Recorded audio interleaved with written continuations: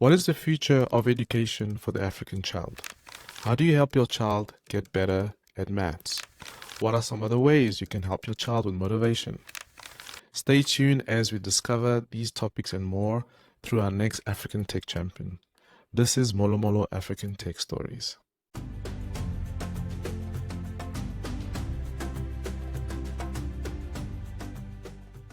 Moseli Nkanyane, welcome to Molo Molo African Tech Stories.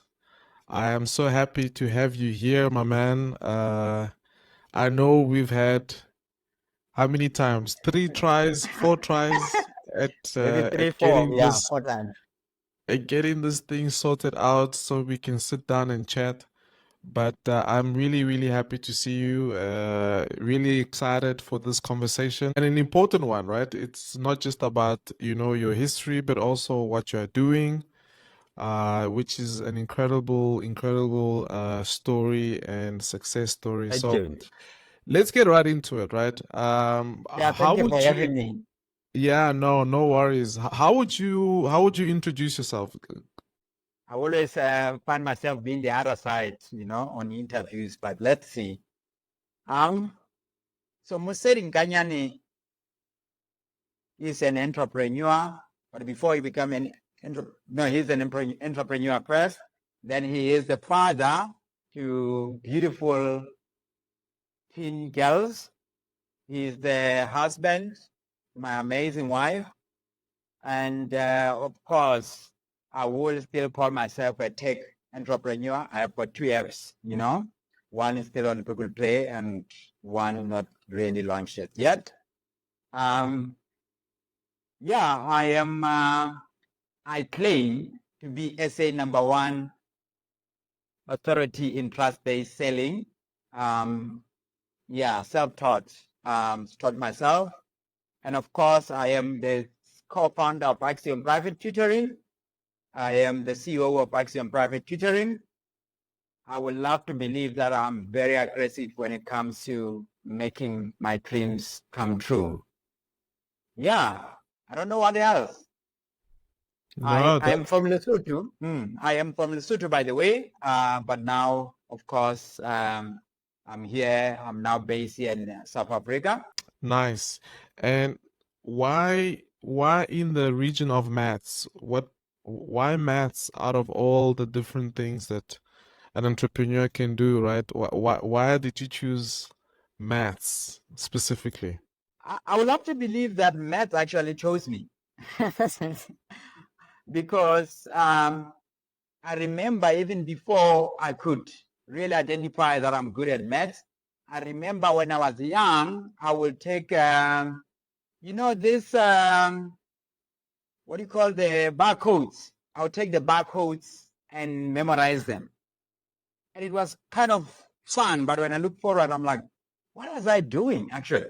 So I will memorize that long numbers and I will write them out and then check if I got them right. So I think that over time builds that math brain. And I only realized it when I was standard 6. We call it grade 6 this side now. When I was grade 6, I realized that actually I am good at math. And that's when I started being #1 in math.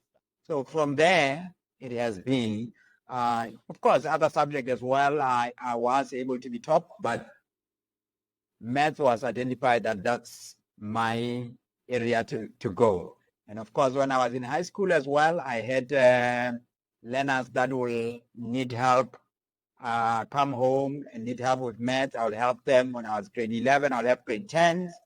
When I was in grade 11, I wasn't aware. When I go to grade 12, when I get to grade 12, I found out that grade 12 will run away from me when I want to ask them the sums, because I did it a couple of times. They felt like the sums that I would ask them or the problems I would ask them, they were too difficult for them. And I was not testing them. I was actually going for help. So, and I realized that, okay, it means something is happening. It means I am the few that are maybe abnormal, because that school didn't have a teacher in math at all. I self-taught math until I was Wow. able to pursue math and computer science at university. Okay. And how do you connect your clearly your aptitude for doing maths, and but yet it sounds like you could have easily taken a different route, right? You could have potentially gone into, I guess, actuarial science, or you Yeah. could have gone into, even becoming, I guess, a lecturer in university. Mm. Why children? What made it the connection that indeed I can use my skill to help children? So that's a very interesting question. And it's a long answer. So when I get to University of Lesotho, I did computer science and with maths, and I barely made it actually, but I was number one at the school. But because the school was not producing good quality when it comes to the quality that goes to varsity, so I barely made it, and I was one of those guys that are hiding the transcript, and while the rest of the guys were just waving their transcript, because their marks were very good. But I kind of knew that I am gonna make it because I knew how I struggled to get there. So when I get there, the guys at the university who were in the same class with me, they were running to look for help from me. I end up even being a tutor in my own class, and my tutors were not offended. And the learners in my class were, they'll raise hands, then they point the tutor that they want for help. So if it's three tutors, so it was two tutors, then I become one of the tutors in my class. And there were learners in my class that want me as opposed to our tutors. Our tutors will be final year, fourth year students that are top in their class. So then I realized that this is good. Actually, this is something that I can actually pursue. But then I put more work into it. I will study math from 6 p.m. to 6 a.m. every Friday. So I call so I had that math night that our course night with, studying throughout. And of course, I decided, it's funny you mentioned actuarial science. When I was second year, third year, yeah. So when I was third year, in the middle of third year, I applied to UCT and BITS for actuarial science because I felt like the course was not challenging me. It was from first year to second year. So from second year to third to first year, the gap between me and the learner who was second from me was probably almost 20% average. So I felt like this is not challenging for me. And I felt like I'm running away from being a lecturer there because in math, they will take you and become a tutor. Then they take you to school in SA, and you get your master's or PhD, and then you come back and you lecture. So I Mhm. felt like I don't see my life being a lecturer. So I applied for actuarial science. I was taking at UCT, I was taking at BIT. And we had to find out with a friend of mine who's an actuary now. We had to check which one is better. And we finally chose BIT, and I came to BIT. And that journey did not go well for me. I felt like the lecture was discriminating me, the actuarial science lecture, because I got 50% in actuarial science, and we had a big fight with the lecturer. And I thought I actually thought he's a racist. And when I look at it now, I realize that I was going through a lot. So I was unable to see that I couldn't be able to cope. So it means I will overthink the exam when I get to exam. Even though the learners were, my classmates were coming to me for help, but they would get good marks than me. And most of my classmates that I was studying with, I think two or three have qualified now, Yeah, so then I decided I'm going back to computer science because I was good at programming, and that's the reason I chose computer science. And I Okay. continued computer science, and I thought that I will follow software as business. But of course, by luck, I got to maths. When I was in second year, 2010, I got a call from a parent who asked me to help her daughter who was in matric, St. Stephen's. That was my first client. And of course, I took it. I gave a friend of mine maths because she asked me to come Saturday and Sunday to do math and science. And I gave a friend of mine science. But when I look at it, I'm like, and she was paying us 500 each day. When I look at it, I felt like, oh, I actually could have paid a friend of mine 300 and use the profit of 200 and I hire him instead of actually asking him to do it and be paid directly. So I could have. So then I decided that I'm going to register the company. And by the time I registered the company, of course, I had 2 clients already, and I was making around 1.5 in the weekend, Friday, Saturday, Sunday, as a student. So it was quite a lot of money. At that time, I was very excited, and I realized Yeah, I that, can imagine. I You're like, realized I can. hey, I'm making money. Every Monday, I was depositing the money into the bank, and I was saving for the car, which I finally bought it. We will get there. Yes. So of course, I registered the company with a friend of mine, um, and it didn't go well. It was not as easy as me getting clients and saving the clients. There was a lot of integrities that need to happen. So I realized that I need to go back and learn.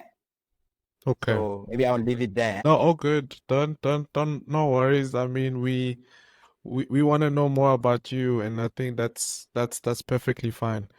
If you were to think of an achievement that you are proud of, what would you say is that achievement up to this point? Sure. Okay.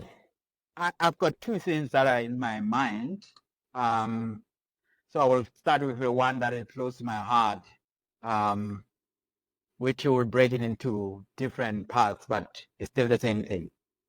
I think losing my parents at a young age and leaving my siblings in a young age. One was 11 years old. The one was 7 years old. The 7 years old like barely knew the parents.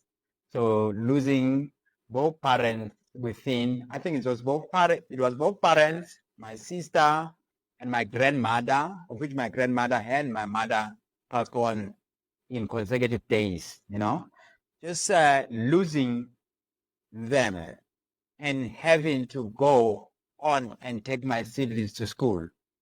Even just before I start there, when my father passed on, I was in South Africa working in a construction company, and we had sat for so long in Tembisa without job. So that night, they asked, they told us that we actually got the site where we gonna work, and it was a big job. And now we're happy and we're singing. The songs we're singing is the songs that when somebody passed on, we will collect the body on Friday afternoon. The whole night on Friday, those are songs that we will sing. We will not sleep. We will be with, the body, just to say we don't want anything to take the body. So we'll build the body, and those are the songs. And we sang those songs. It was just an excitement.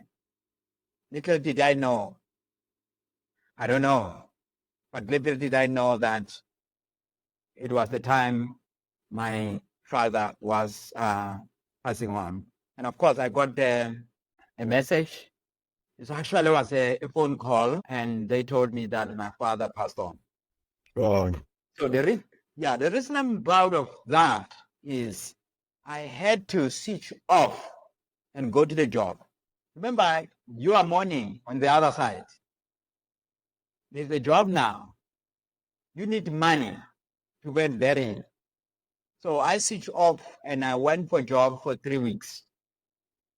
And I was there because there no work, no pay. So you have to do to make your own money. So I had to make money, and my colleagues, my bosses, they had to contribute for me. I think I had like around 6 grand or something. That was long. It was like 2005 or something. Yeah, it was 2005. So I went home. In the last week that we buried my dad, I had to run around, do death certificate, everything. I went and I have to change the coffin because I found that they had bought him the cheapest coffin. I think it was around 500 rand that time. So I had to, those are the coffins that they were scaring us that, the body might come out while you are carrying the body, Yeah. So, yeah, so that's the cheapest. So I had to just go there and get him a decent coffin. It was not the most expensive, but it was decent. So just handling the whole thing, the whole situation while I'm out mourning, I think that is a situation I was very proud of. And of course, remaining and taking care of my siblings while I was at school is one of the things that I was really, really proud of. So if we come to achievements, which is the second one that I wanted to, if we come to achievement is, I think, building Axiom. Even though every time I arrive at a step, it's already, I can't celebrate that stage because I've already passed there, I delayed to get there. So, but just seeing, moving from nothing, one to see thousands and thousands of students changing, qualified doctors, engineers. Some of them, I see them doing their PhDs. It's amazing seeing parents reminding me, hey, 10 years ago, you actually helped my child. Here is where we are. And we have thousands and thousands in a year.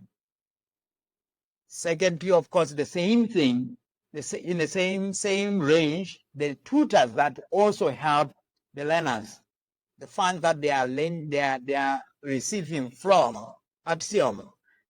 Some of them came to me that they were able to even help out at home. And of course, that was intentional when I did it. I set it up for even people that are disadvantaged, but that know that are good at whether it's math, whether it's science, whether it's any other subjects, because we're doing all the subjects. So I set it up so that it can be conducive for them to be able to tutor instead of asking them, "Do you have a car?" Yeah. Wow. Wow. I when you are telling me all these things, what comes to mind is that is a typical burden of an African child. An African child oftentimes does not have the luxury Mm, of feeling depressed yes, or feeling down or feeling like you need to give up exactly. because there's someone always younger looking at you saying, now what? What do we do? Now let's try and take a bit of a step back, right? Let's try and Okay. take a step back. You say you are from Lesotho.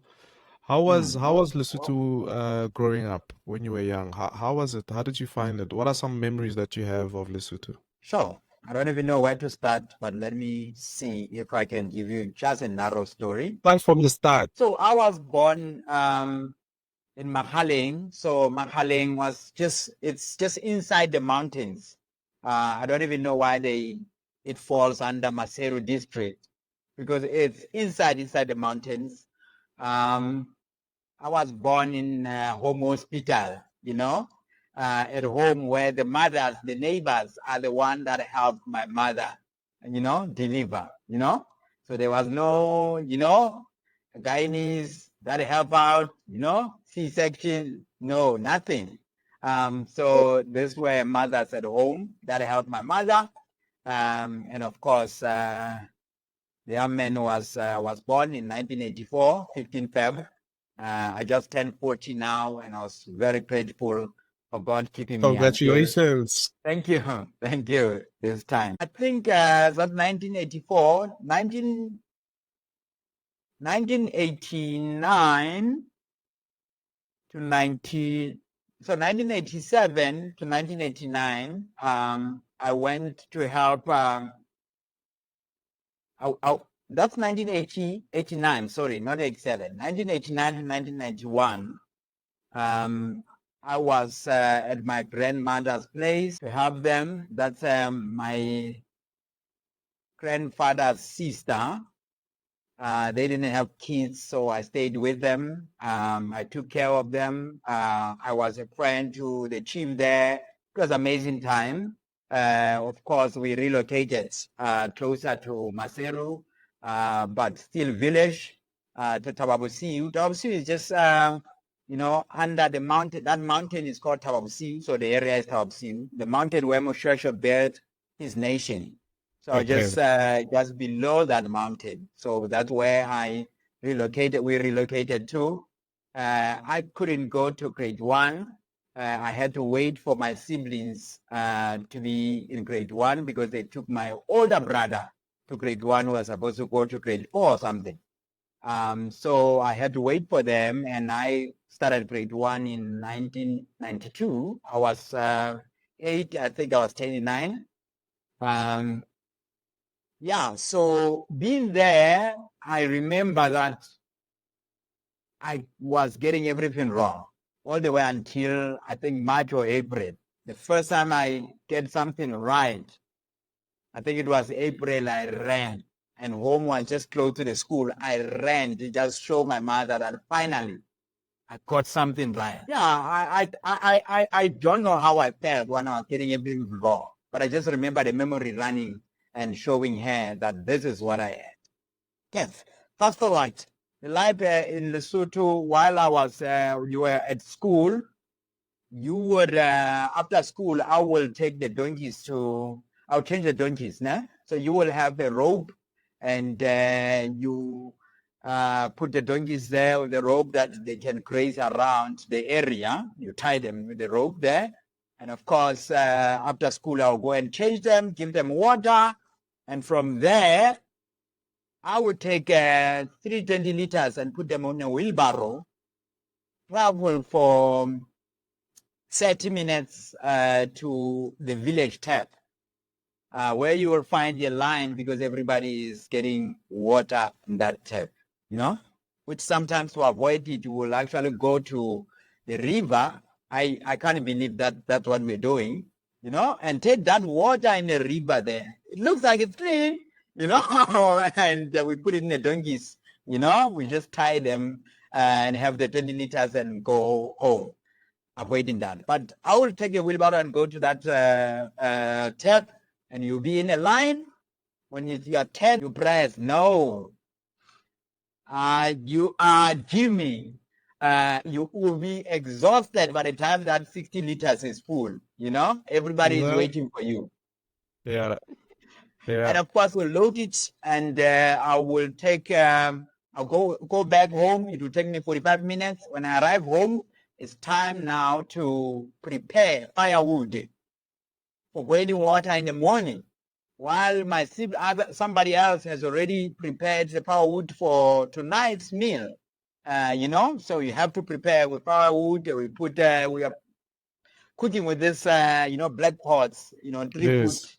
something. This. Yeah, those Yes. ones. Those are the pots that we're using, and it was 9 of us at home. So you can They call it imagine. in South Africa. They call it poikikos.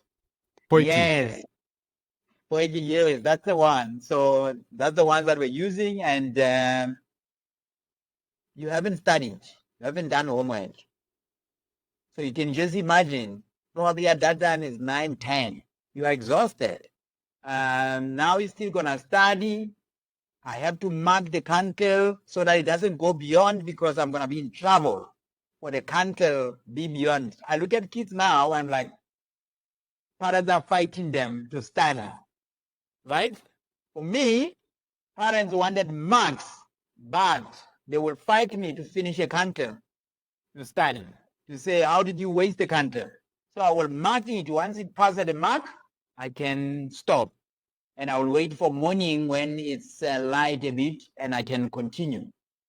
Or Yeah, if there is a moonlight, Moseli, mm, sorry, I need to make sure that our listeners understand the context of what you are just saying. This is yeah, incredibly important.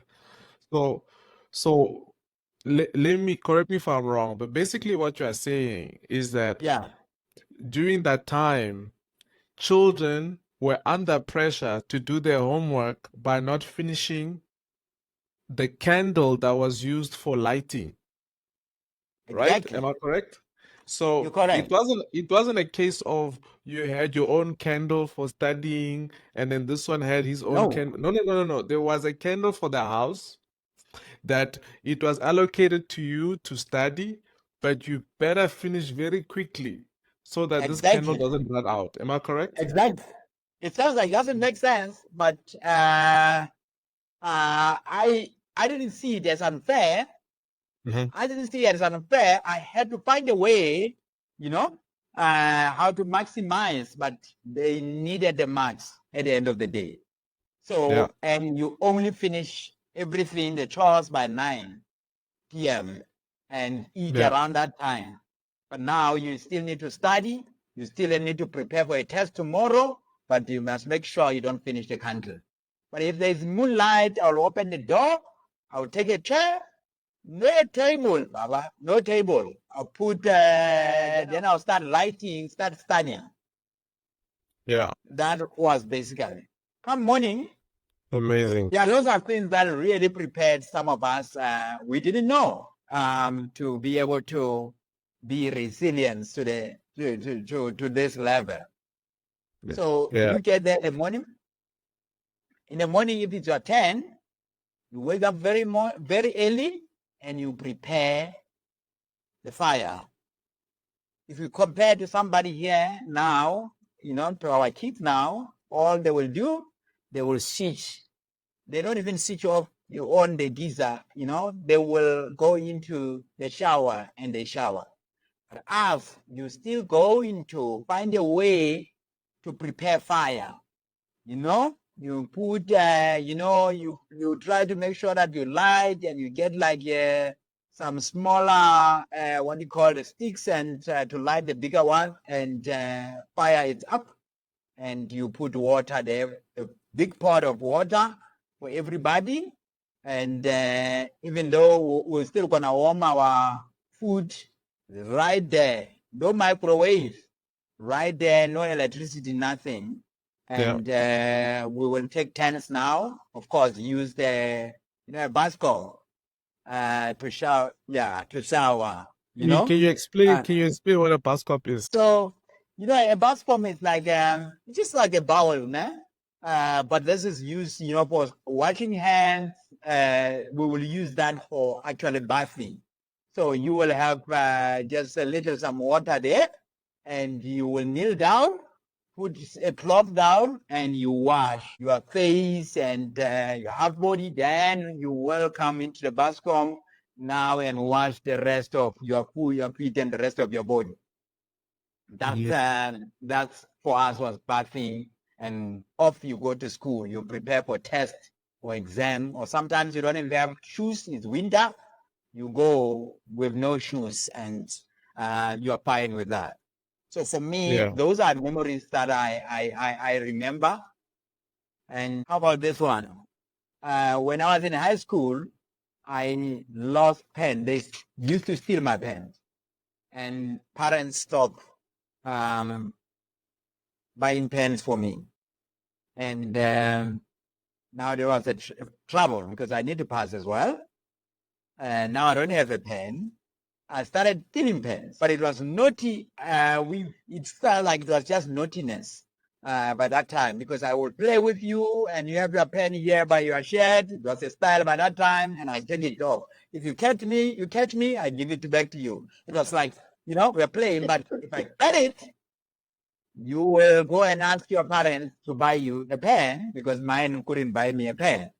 So I will be using that pen, and the pens look alike. So there was no way to identify, and you might even be a different place. But it got out of hand when they stopped the break. During break we will buy food. Okay. So they used to give me 2 rand. Now they stopped that 2 rand as well. I think they realized this is expensive, eh? Let's just stop this. They stopped that 2 rand as well. And now break, there was nothing now. I will run around and try to steal the school's pitches, so I can at least have something during break time. Because they Yeah. provided lunch at around 2.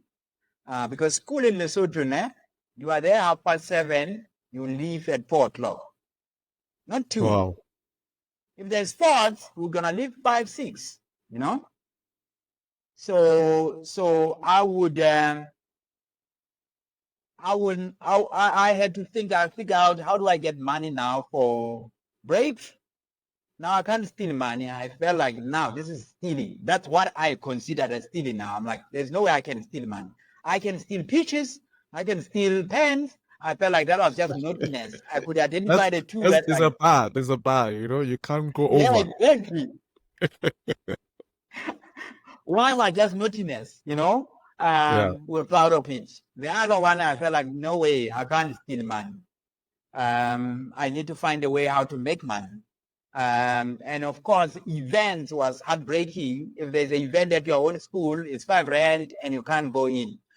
You are one of those guys that are checking by the windows, are waiting for, they Yeah. call it Bakutana time. That there's a poor people hour. Oh wow. So I felt like I can't be a poor people. I can't be in pure people hour every time. So Every time. yeah, I decided, look, let me just. I came up with selling oranges. Okay. How old were So you? things. I was grade. I think I was grade 11, grade 10. Yeah, grade 9, grade 10. So grade 9, grade 10, I would be what, 15, 16? Yeah, or 17, around 17, because I went to school while I was already old. Okay. So I decided, now look, I'm gonna sell oranges. So I will give, where I am born is close by, where we stayed was close to the taxi stop, where taxi is 10, the big Okay. stop. So I will ask the guys that in the taxis, that drive the taxis, or the guys that, close the taxi door, we call them a contact, that close the Yeah. taxi door. I'll ask them to buy me 2, 3 bags of oranges, you know, in town, because it was not too far. They will come with them. They will not give me problems. Sometimes I'll ask random guys that go to town to say, listen, man, here's money. Bring me 4 bags of oranges. I think it was 13 there. I was making, I think, 100% profit on that, on each orange. And I will put oranges, I will hang them at home. So people that are at home, they will sell for those guys. Then I will move around and get to play house to house. And I'll go with them, I'll sit with them there, they keep buying, they keep buying, they keep buying. When I feel like I exhausted their money, I'll make them laugh. When I feel like I exhausted their money, I move on to the next family. When you feel like you've exhausted their money, that's is the Exactly. You say, hey, my friend, we can have another one. What's the problem? My friend, I don't have. And I know that is my turn to leave, you know? Oh wow. And I will make profit and I will keep buying. And of course, I was able to buy myself. I stopped stealing pens. I was able to buy myself pens. I was able to go to events. My parents were not paying for any event. Nothing. They will hear that I am going somewhere. Even just a trip. They will hear that I'm off for a trip. But how did you get money? I figured out. I was able to. I moved to seats as well, so I was able to. And of course, you have to balance that with studying. Yeah. You have to do that on weekends, and you have to look after cattle on Saturday. The whole Saturday, while you are looking after cattle, you have to wash your uniform and your clothes, of course, and hang them there while you're looking after cattle. And you will have to study and do homework while you're looking after cattle. That's the whole Mhm. day looking after cattle there in the mountain, you know.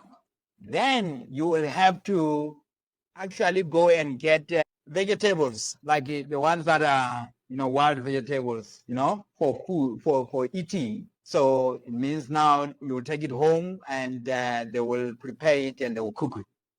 Yeah. So can you see how many things you are doing while you are looking after cattle the whole day? Yeah. Your uniform, you know, is making sure that the Sishabo is there, making sure that your uniform is washed, is clean, and that Saturday and Sunday you're looking after the cattle. And I had to fight when I get to grade 12 to stop looking after the cattle. And that was that was the life memories I could remember when I was in Lesotho. And of course, during the December holiday, there will be tournament. Yeah. Now you must make sure that you take cattle at night to go and graze where they are not supposed to, when everybody's sleeping. And you make sure that you are back in time, that nobody catches you. And now they can be there and rest a little bit. And then maybe around 10, take them to drink water and they can graze better. Then you can come home earlier to actually go to bath and go and watch soccer. I see. That's the sacrifice you had to do. And even just getting ready, you have to leave. There will be this bascom, that bowel. That Mm. is, you will put it by the front and you put water there and hoping chickens don't get into it with their dirty feet, right? And you're warming that water. If they do Yes. it, that dirty thing will be just down there. You have to be careful as you are bathing. The chicken poop. No, no, no, no, no. Remember they're walking everywhere. Then they will Yes. get into water. They are trying to drink the water, but they will get into Ah, that okay. water, and the Yeah. dust and whatever is just it's like Yes. mud now down there. Ah, So you're gonna have okay. to find a way that you bath properly, that mud doesn't come up. Yes, And of sure. course, you can't put your feet in there. You still have to wash while you are Mm-hmm. just outside the bascom. Yeah. So that was one of the things that I look at backward. I'm like, whoa, how did we survive that? But Yeah. But you here we did. are. I did. Now, if I were to kind of transition a little bit, right? So, Yeah. wow, wow, it's thank you so much for just giving me and the people are listening just what a picture of what it meant to grow up in Lesotho and typical, right? Typical farm life in Yeah. a lot of countries in Africa as a child in the 1980s, right? Mm, And what it meant to fight to survive, but also to fight to get out of those conditions, right? mm, To be sure that you are able to have a future and the dreams that you are able to see on TV, that it becomes your dream mm. eventually, right? Or you listen to the radio. Sure. Now, here's this young man, this young man who has, in a way, been exposed to such a dynamic life, right? The pros and cons, right? So everything has Mm, pros, everything has cons. And here you are, you've managed to achieve, you managed to, like you said, you were top of your class. mm. You really were a smart student, even though, at times you can see a little nyana naughtiness, nyana. But Yeah. fundamentally you understood what it meant to work hard, right?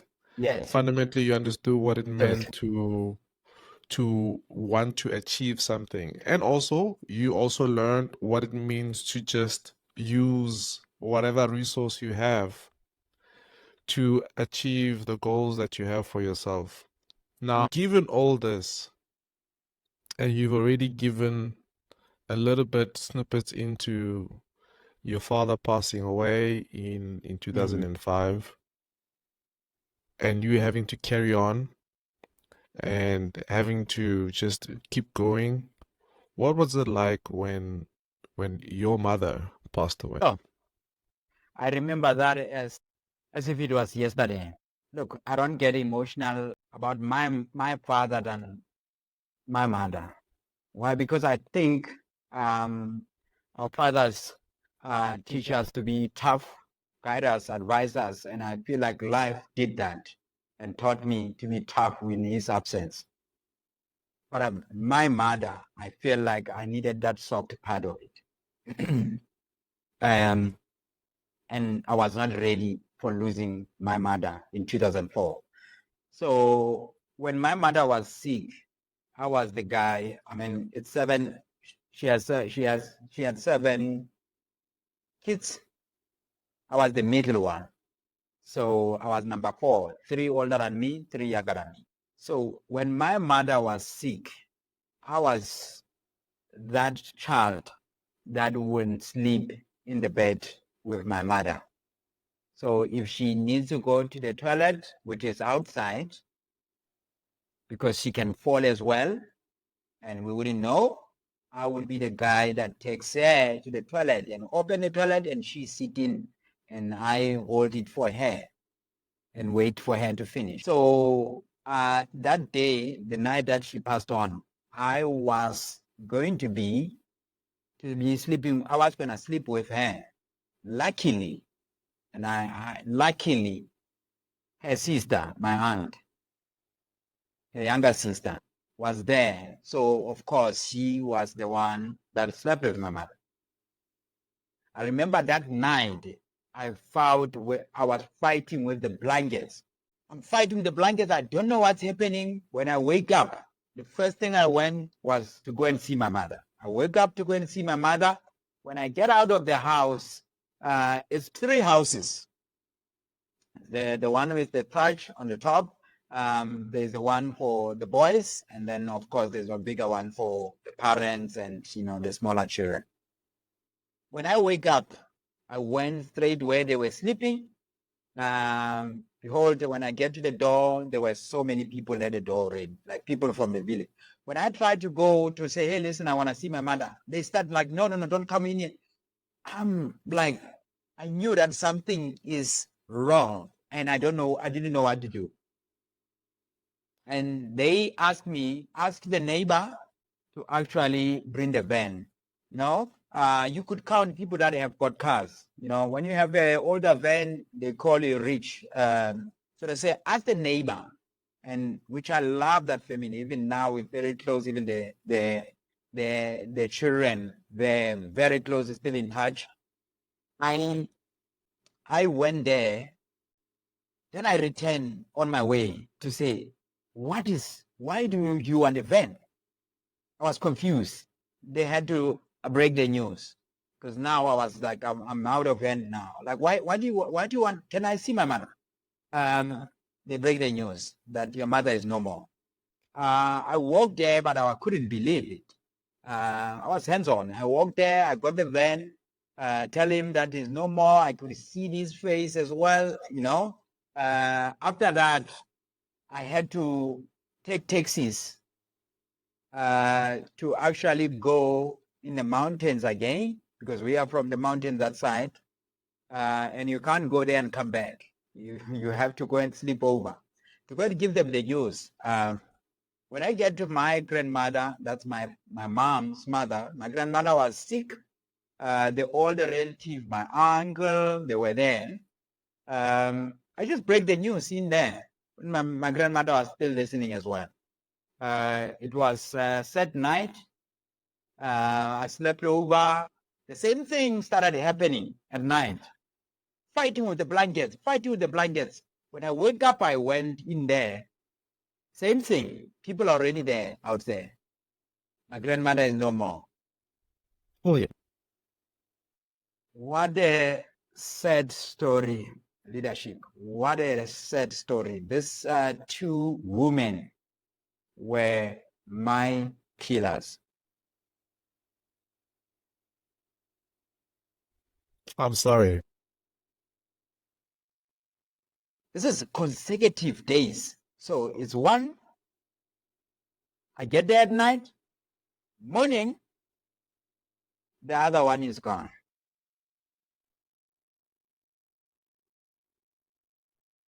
Now here I am, a young man. How old were you there? That's 2004. So I'm just 20. You're 20, yeah. Yeah, but staying in the villages, you don't get clever around those ages. You're still young, very young. Around that, you're not exposed to too many things. What a sad story. First time death hits me that close, and it just took the women that were really supportive to me. I couldn't I couldn't accept that its reality is happening. I went back home.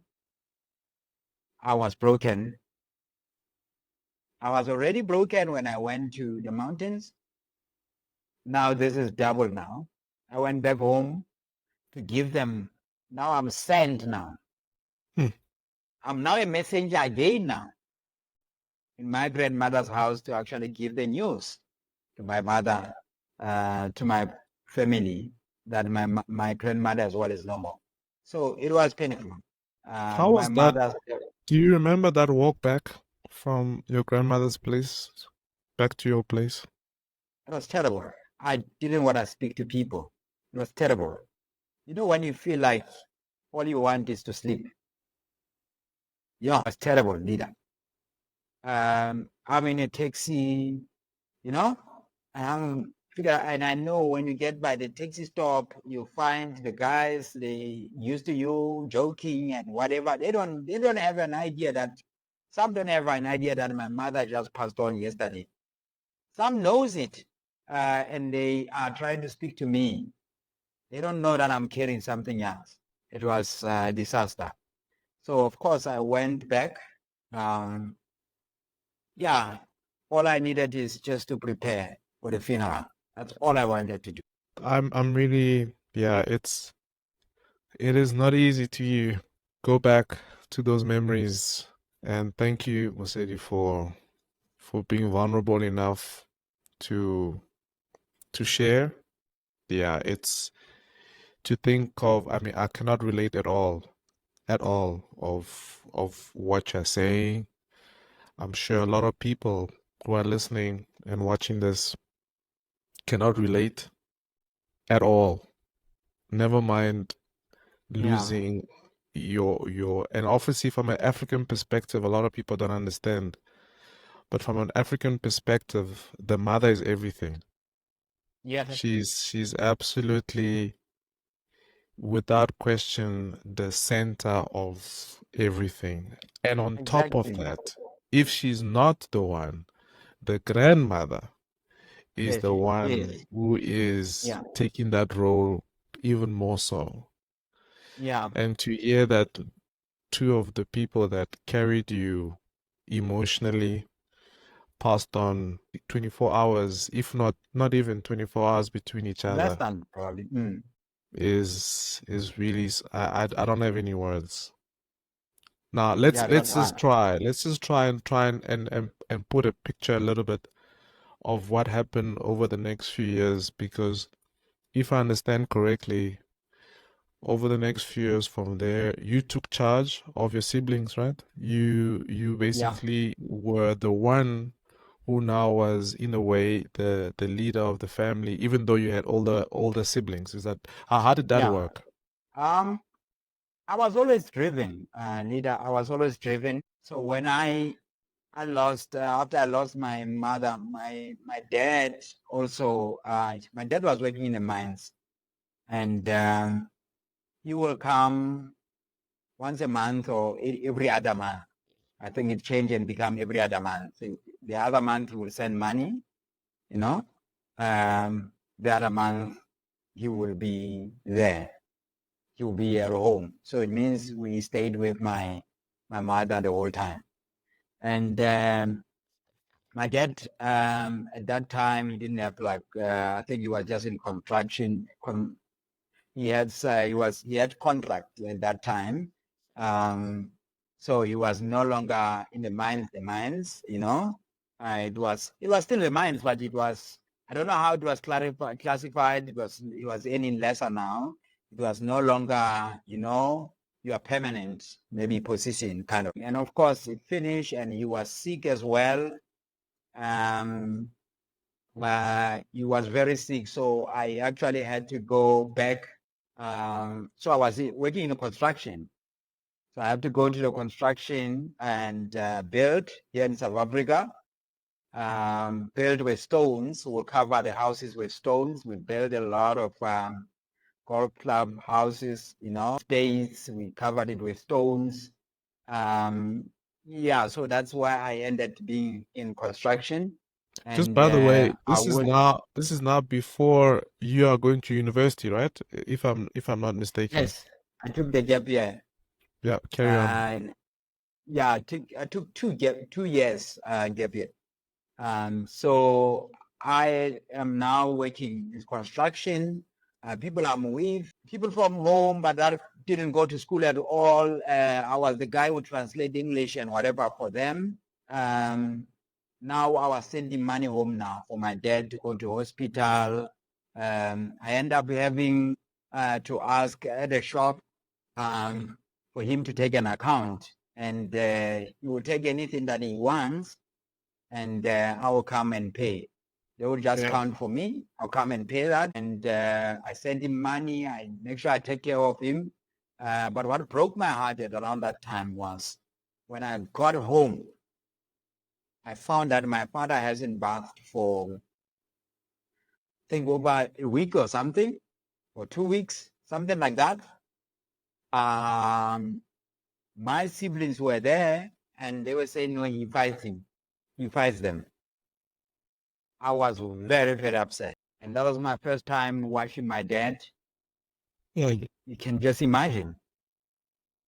Now I'm bathing my dad. My first time now, it's like seeing my dad naked and bathing him myself. I had to choose between remaining, taking care of him, and going back and make the money and make sure that he's taken care of. Food, the siblings as well. They are going to schools. They need shoes. They need all of that. I still have a dream to go to university. That's what unfolded. If I were to ask a specific question around this time, now, you obviously finished your matric with really good marks, right? You At school, yes. At that school, yes. at that Overall, school, of course. But what I mean is that your matric marks are enabled you to go to university. Am I correct? yes, yes. But yet at the time, you had to deal with reality. You had to deal with, what do I do with the situation that's in front of me? What do I do with with people who are looking at me and saying, now what? And you made the choice of not just thinking about yourself first, Yeah. but thinking about what is the best way forward together as a family. How did you feel at the time? Did you feel like you were missing out? Did you feel like were you angry at that your situation was the way it was? School was not even in my cards. My cards is how do I be in both places. Of course, I had already grown into a reality that I'm facing. There's nobody that's gonna provide for the family, and I had the dream still to go back to school, and I was putting plans together to save up money. Yes, I could see. I saw life as the reality that it is. I think later on, I had the code. It's one of my principles that says Yeah. this world is not your mother's land. Blaming won't help you. Wow. They, if only will not help you. You gotta have to do what you need to do to make sure the family survive. And of course, I felt like I will catch up with university afterwards. I was determined that I'm gonna go to university. I was determined that I'm gonna change. But I believe that I'm gonna change our family life. But I knew that this world is not my mother's land. I can Yeah, complain, but there was yeah, nothing. Yeah, I didn't have a rich uncle yeah. that You can take know, care of us. Mm. it's such an amazing statement because you oftentimes one things of Africa as the motherland, the land where I go back, but yet you Mm. forget that the motherland is a very harsh, Right. harsh land. It's everybody has their problems. Everybody has really tough problems, right? It's not even that, Mm. people just have, oh no, I don't know, medical issues regarding Yeah, people have problems of death. People have problem of shelter. People have problems of just food. food. There isn't a government that hands out parcels, you know, and says all the Not at all. children, if you need, if you got a child, here's more. Um, Now, if I were to, take a few steps forward, right, and Yeah. try and kind of figure out. So you have spoken in your background story how you've eventually went to university. Like you mentioned, you obviously had Mm. an issue with actuarial science, but you fundamentally saw in computer science that you could excel. You could excel in Mm. in helping other people. You could excel Exactly. in becoming someone who they can go to for help, who they can go to improve their Mm. their maths or their science in general. Now, in terms of that, how did you manage to figure out that if I do this versus me going for a traditional career, it is I can see myself in this future. How did that happen for you? You mean the entrepreneur journey? Well, Or at least in terms of the decision, right? Because of course you're a student at the time, right? You yeah. are you is it was it a matter of you graduated and then you decide, okay, after graduation I'll carry on, or how did that decision to say instead of looking for a job I will now take this on full time? Okay. Okay. Um, it was quite a very difficult decision in terms of whether to go for corporate life and have a job, 9 to 5 or whatever they call it, um, or be in business. It was quite hard because I had already calculated steps that I gotta have to provide for my siblings. I gotta have to make sure they have better life. I gotta have to make sure that after I take care of them, I am able to build my own family, and I'm gonna have my own kids. And how long this entrepreneur is gonna take me to actually take off. So it was a debate whether to go in or not, but I think it went clearer. I went to job interviews and I think I got 2 offers, and it was clear after that. Because I needed the reason. I needed a reason, I needed a reason. I was praying about it to say, which one is better? Do I go make it happen, right? Or do I take a job? So there were few things that changed around. There was one of the family I helped their kids. For me, when it comes to helping the kids, I'm all in, committed. If I have to show up at your house at 3 a.m., 4 a.m., I do that, which I did.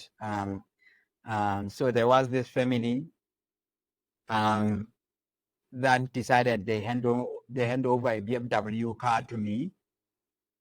Love them. And they probably will watch this clip.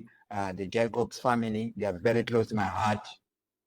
Always talk to them about them anytime. We're still close even now, still in check with them. They decided to hand me a car. Their daughter, Wow. yeah, sure. I helped their son and their daughter. Their son was grade 12 by then. The daughter was grade 9.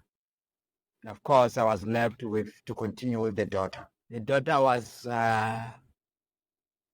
getting 100% distinction, when she was grade 11. They decided to hand over that BMW car to me. And I remember back then when I used to walk all the way from, it was a long distance. It was far apart to their place. And sometimes I would be embarrassed to walk on the road straight. I'll go inside, which is a long route. And sometimes I'll get lucky and I find him, the father will help me to my place, and he will be driving that BMW and he playing music and he's pressing the buttons, man, and it's moving this car. I'm like, when will I get here? When will I beat this guy? What I could remember is pressing the volume by the button here. I Little did I remember. know that I will Yeah. get the keys to that same car. Wow. And of course, what turnaround, I was graduating by that time. I failed a couple of times because of not able to attend at school. Yeah, that's a long story as well. It's hectic. We can take the whole day here. It was hard. Sleeping at bed in the car and so on. I remember now asking myself, what do I do now? There is a job I can go to in Lesotho. Then I realized, no way, I'm not going to go to Lesotho. I am committed to come back and make sure that this girl made it to matric. So I decided Lesotho is out. So at least now I have little option. Now he made it difficult as well. He said, look, I'm opening office for music for my children. So do you want to join them and have an office there? Wow. For your tutoring and growing. I took the chance and I decided I'm in for it. I've already declined some job offers as well, 2 job offers, because they were giving me amount the same as an amount I was making when I was finishing my grade 12 during exams, helping the kids for exam. And that was the salary they were giving me. And I thought actually the salary is high when you graduate. They said, no, it's a graduate program, and I'm like, No, don't worry. yeah, that's like, oh, if you experience, we just add this much, just add 3,000 if you experience. This is for the experience one. And I'm like, I'm not young, buddy. I had to decline it on the spot. I said, I will not take it. Wow. One of them is KPMG. Anyway, I knew straight that I'm going to business. And I knew I'm building this business. The dream is to use the university students, especially that went through the hard times like me, that knew that they can actually make money with their intelligence, having the ability to actually explain to others. So I felt like Axiom would be an equalizer. When you are there by metrics, then you can buy pie as well, Wow. Yeah. because we felt like, man, we are buying, I don't even remember, those the 5 rand, what do you call this, man, this buns that you used to buy very cheap, and Chelsea these guys, buns. yeah, just buns. And you find that these guys from good family, and of course the other guys with a different color, they are getting there, buying juice, buying drink. They get there, Yeah. they get even plus, they are eating pie or like when you take like, can't afford that, man. You And I'm like, can't. yeah, I'm like, I can make this an equalizer. Because Yeah. even the tutoring companies, they wanted you to have a car before they actually take you. Hire you. Yeah, they will hire you only if you have got a car. So think about a guy like me who's coming from the background where Yeah. we own nothing. All we have is cows. There was nothing. There was milk and chicken. Where do I trade cow for car? Well, no way. I don't even know how to drive. Yeah. I don't even know how to start. Anyway, so I decided, you know what? I'm gonna make a change. As much as Wow. I'm enjoying the change I'm making into the children, um, how do I translate that and make the change as well in the learners that are going through the same thing? Yeah. How do I instill confidence in them? Because you lose confidence as well. Hunger do that to you. Yeah. It's like it's But eat your brain. can I ask something regarding confidence? How does you've had so many children, you've helped so many children, African children, Mm. uh, not only excel, but like you said, regain the confidence or actually attain more confidence in doing more things. Yeah. How would you describe kind of the process, if you were to have a process to help a child with motivation to want to really study? How would you go about doing that if you were to, in order to give us your secrets, but how would you, Yeah. how are some of the steps according to you? Okay. Um. So most most of us, or most of the children that we interact with, in fact, we have got different groups. So they lose confidence for different reasons. Others have got like intelligent parents, and they get pressure. There's a whole lot of things that goes into that. So how you get back that confidence, you need to know at what level that confidence was lost, and how was that confidence was lost.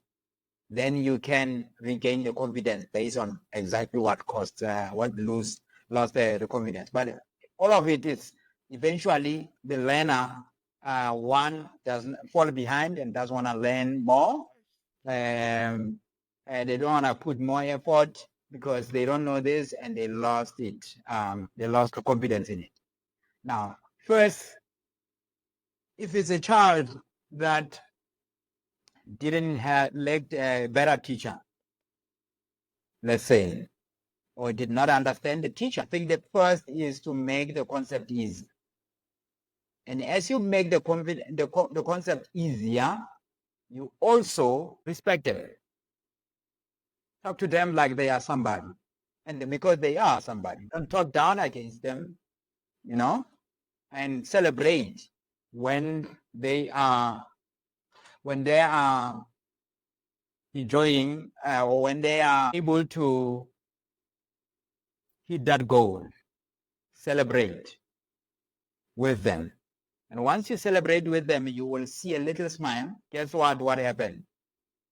They actually want to be part of this. They actually want to do it again and again. Why? They can see it's nice.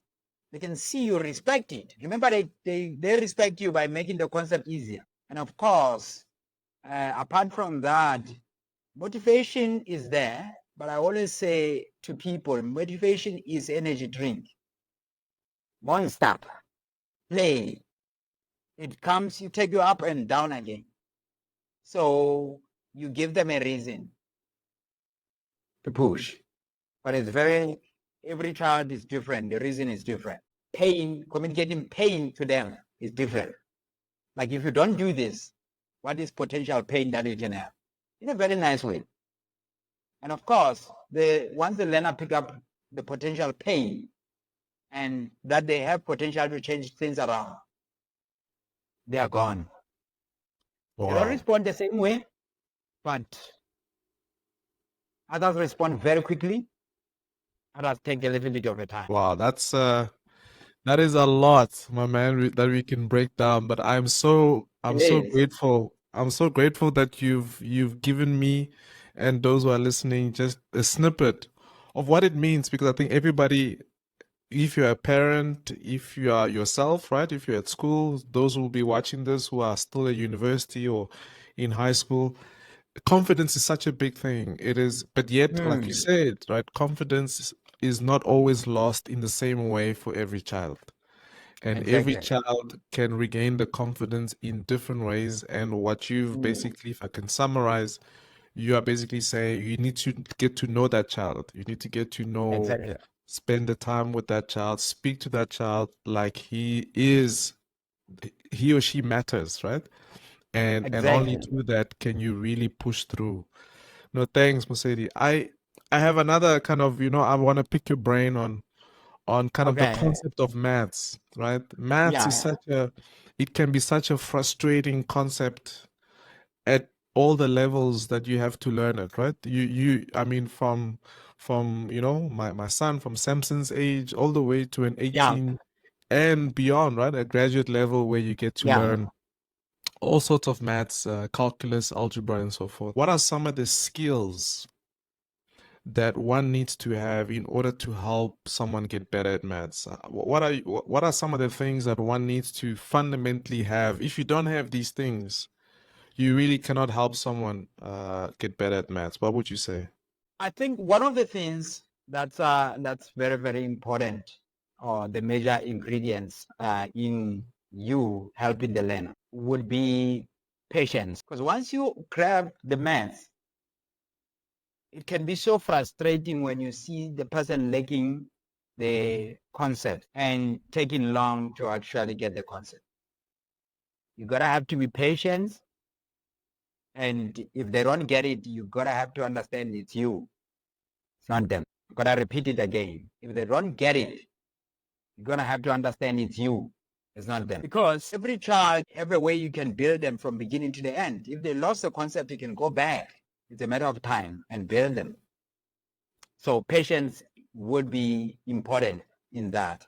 And of course, point it yourself to say, it means I'm not able to explain it properly. If this is a learner that can excel in soccer, because those are things I try to find out, video games, Yeah. no, they can be able to solve, they will be able to solve X plus, X plus X. Because the concept of playing video game is way harder than trying to add integers, if you think about it. Yeah. So it's not a matter of that learner have no capability to do it. The brain just switch off, and you're going to have to make it easy for them. So patience and point yourself and try to break this for the learner. And it shouldn't be about you, how you solve it. We know you know it. It is about the learner. Yeah, you're good at passing your test. That's fine. But then this is a different game. We didn't ask you to present. We asked you to teach somebody to pass it. But of course, the hardest is there is the point where now the learner have to take it forward, which doesn't happen at home, and so on and so forth. That is the hardest because of how most of the kids' background, how they are raised, and so on. Yeah. So that's the hardest. Yeah, because once you hold them accountable, it becomes a big issue. So if they Wow. can let you do it, no problem. Yeah, that's really powerful. I think if there's one thing I get from what you say is that there's a certain level of selflessness that you need to have when it comes to teaching a child anything, especially maths, right? That Mm. that these abstract things that are on paper and the graphs and the x squared and the square roots, all of that, you've got to let your own ego go out the door so that you can see the child for what it is. Mm. Yeah, that's really amazing to hear that. Now, you have I mean, how many learners? I mean, if you were to think of the last few years that you've been building Axiom and all the amazing things you've done with it, you are essentially in the education tech space, right? The education technology space, where Yeah, you've adopted digital platforms, you've adopted online exactly. learning, you've adopted, remote help and support, and you've adopted websites and apps and which is an Exactly. amazing, amazing, and I suggest everyone who's watching this and hearing from this, we will have a lot of links all over just for you to see what Axiom is doing Mm. and how you can get in touch with them. But I've got a very interesting question, or at least a very particular question regarding education Yeah, in general. yeah. You've obviously predominantly been in South Africa, right, and Lesotho. But if you were to look at the education today in South Africa, what and how your service is trying to address certain problems, what are some of the key issues that you see that needs to be resolved in the education space that you are that you are helping resolve? What are some of the key issues that you see?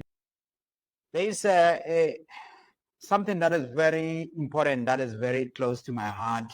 Um, I always say when you put a doctor here and a teacher here and you greet them, who do you respect more? Obviously, the Oh, doctor, who I do guess. you, it's a doctor. Most people, it will be a doctor. When you go and study medicine, you have to hit distinctions. And it's a competition to get there.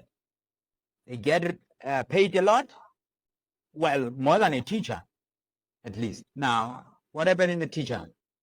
You get 57%, 70% in maths, or 58% in maths. You can get into education and study to teach maths. I'm not saying all teachers are, went through that. And of course, it's not the same as doing maths major in BSc maths major. Yeah. It means the training as well is not as hard to prepare somebody to be able to take people to the next level.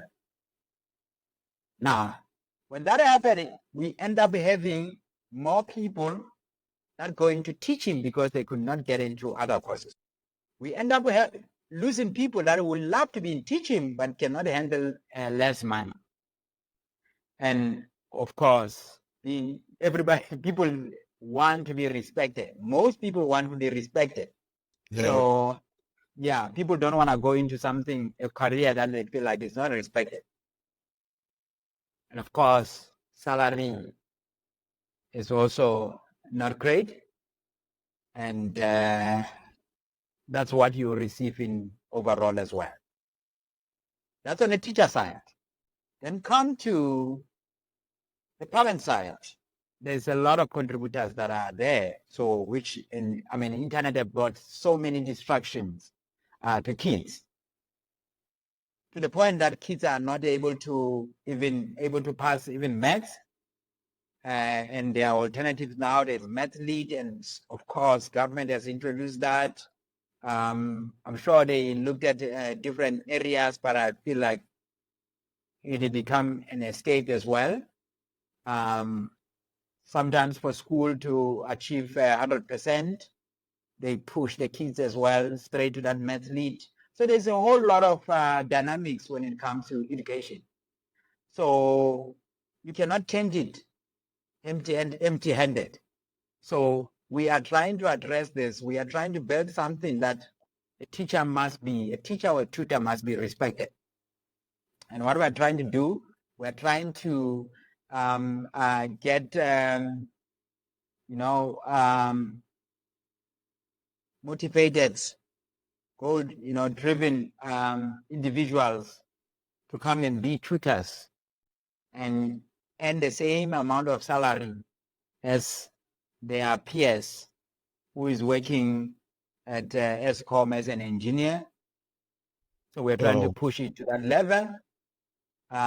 We want to go, in the future and start building schools, but we want to make an impact of the tutoring first. Start making, opening our own schools, that's Axiom schools, where we can frame it the way we want to, and we'll be able to say, government, here is what it means to push the education in our country to the next level. At least if you put something, because if you just give reasons, it's not so easy to be able to be listened. But if you put something out there and you have tested it, you have teachers that are motivated. You have a maths teacher that went for BSc and was able to excel, and they love education, and they could have went to engineering, they could have went to any other courses, but they love education. You have given them enough salary for that, and they are enjoying their passion, and they are not knocking up at 2 o'clock or 2:30. School is knocking up at 4 p.m. Yeah. Yeah. At least for high school. There's a lot that we can talk about.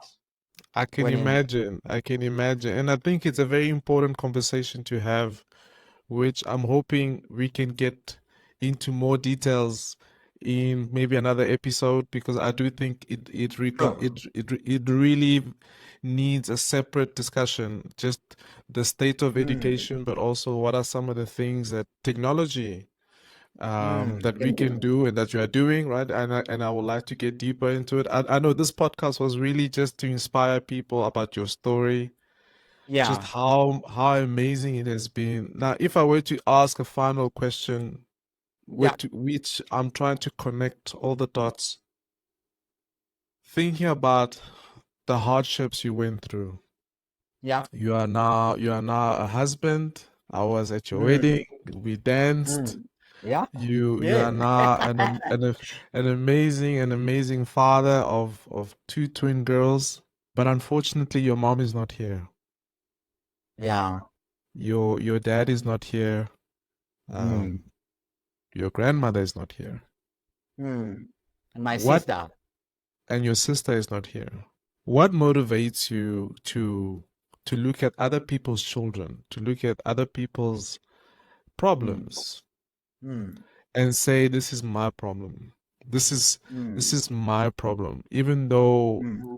I have problems of my own, I am an orphan. I've Yeah, got so many things that I wish I could tell my parents. What motivates you to say, you know what?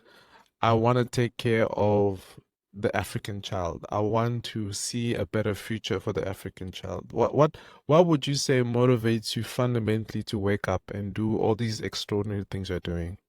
yeah. I think it hits home because I really don't know where. I mean, the drive that hit me, nobody was able to light it. The challenges were able to light the drive. But when I look at my peers, my classmates, the guys that I grew up with, um, some of them I can see that they have capability to compete with me to the highest level, or even to try to take me out, of the game. But I could see that there's a lack of confidence. And I used to ask myself, how do you build this confidence? But I can see it's a hard thing when people are really struggling, they're going through a hard life, challenges, you know.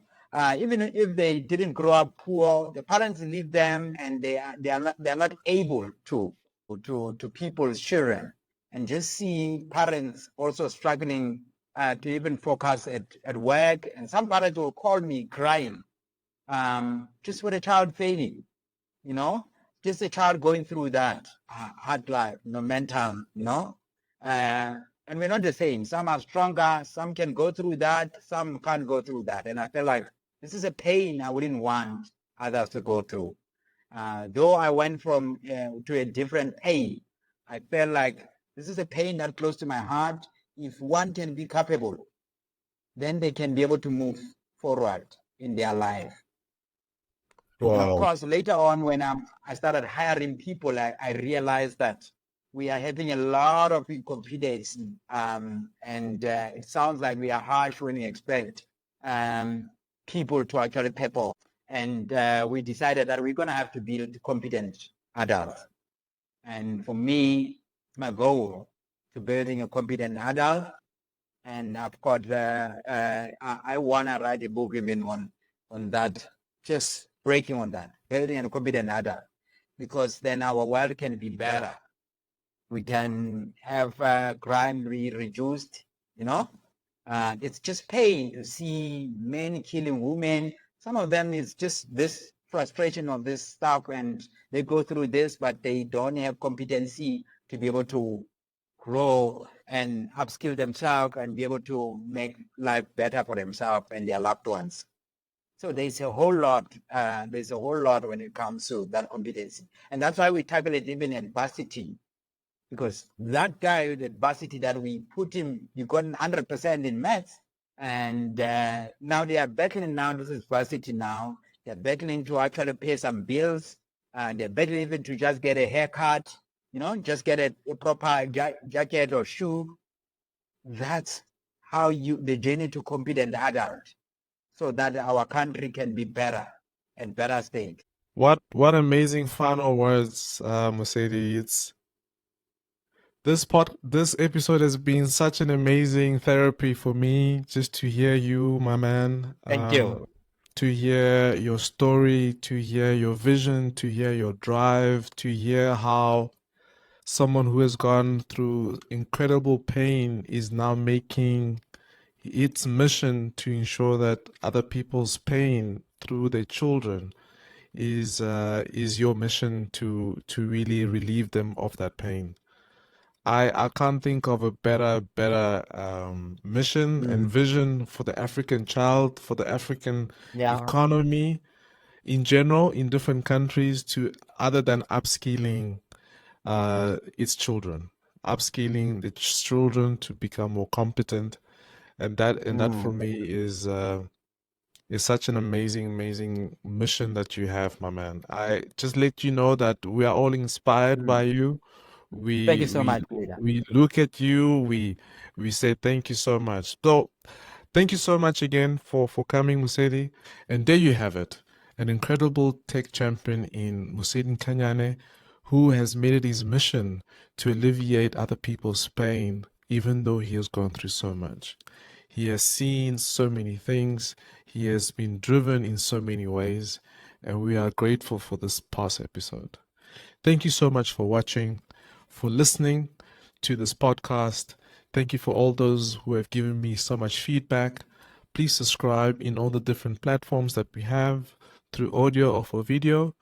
But this important conversation will carry on in the comments below. Let me know what you think. How else can we change the education in the different countries of this beautiful continent? I want to know from you. Let the comments flow.